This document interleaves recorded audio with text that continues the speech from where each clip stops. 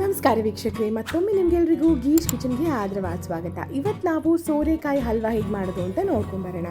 ಮೊದಲಿಗೆ ಸೋರೆಕಾಯಿ ಸಿಪ್ಪೆಯನ್ನು ತೆಗೆದುಕೊಂಡು ನೀಟಾಗಿ ತುರಿದುಕೊಳ್ಳಿ. 1 ಕಪ್ ಸೋರೆಕಾಯನ್ನು ಬಣನಲ್ಲಿ ಹಾಕ್ಕೊಂಡು ನೀರಿನ ಅಂಶ ಹೋಗೋ ತನಕ ಚೆನ್ನಾಗಿ ಹುರಿಯಿರಿ.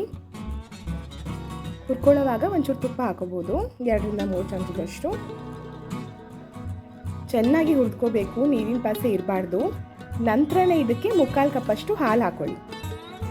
1 ಫುಲ್ ಕಪ್ ಹಾಕೊಳ್ಳೋದು ಬೇಡ, ಉಳಿದಿರೋ 1/4 ಕಪ್ಪನ್ನ ಮತ್ತೆ ಯೂಸ್ ಮಾಡೋದಿದೆ. ಹಾಗಾಗಿ ಚೆನ್ನಾಗಿ ಬೇಯಿಸ್ಕೊಳ್ಳಿ. ಇದು ನೀಟಾಗಿ ಬೇಯಬೇಕು.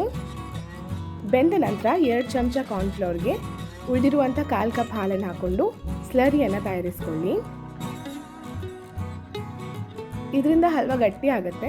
ಇದು ಬೇಡ ಅನ್ನೋರು ಇದನ್ನು ಸ್ಕಿಪ್ ಮಾಡ್ಕೋಬೋದು, ಹಾಗೆ ಹಲ್ವಾ ಮಾಡ್ಕೋಬೋದು. ಆವಾಗ ಅದು ಪೀಸಸ್ ಆಗೋದಿಲ್ಲ, ಕಟ್ ಮಾಡ್ಕೊಳ್ಳೋಕೆ ಆಗೋದಿಲ್ಲ, ಹಾಗೆ ತಿನ್ಕೊಳ್ಬೋದು. ಇದನ್ನು ಚೆನ್ನಾಗಿ ಮಿಕ್ಸ್ ಮಾಡ್ಕೊಳ್ಳಿ. ಈ ರೀತಿಯಾಗಿ ತಳ ಬಿಟ್ಕೊಳ್ಬೇಕು.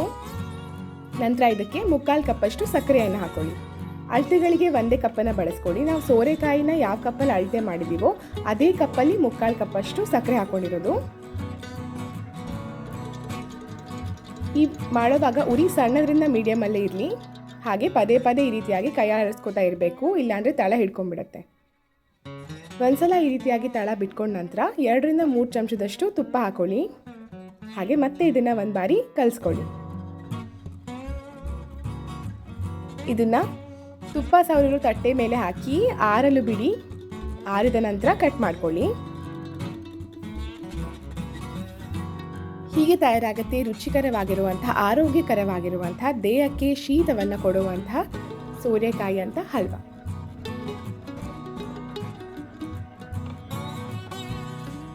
ಇದನ್ನು ಸೋರೆಕಾಯಿ ಬರ್ಫಿ ಅಂತ ಕೂಡ ಹೇಳ್ಬೋದು, ಯಾಕಂದರೆ ಇದು ಬರ್ಫಿ ಥರ ಇರುತ್ತೆ. ಈ ರೆಸಿಪಿಯನ್ನು ಮನೆಯಲ್ಲಿ ತಯಾರಿಸಿ ಹೇಗಾಗಿದೆ ಅಂತ ಕಮೆಂಟ್ಸ್ ಮೂಲಕ ತಿಳಿಸಿ. ಮತ್ತೆ ನಿಮ್ಮೊಂದಿಗೆ ಬರ್ತೀವಿ ಈಸಿ ರುಚಿಕರ ರೆಸಿಪಿಗಳೊಂದಿಗೆ. ಧನ್ಯವಾದ.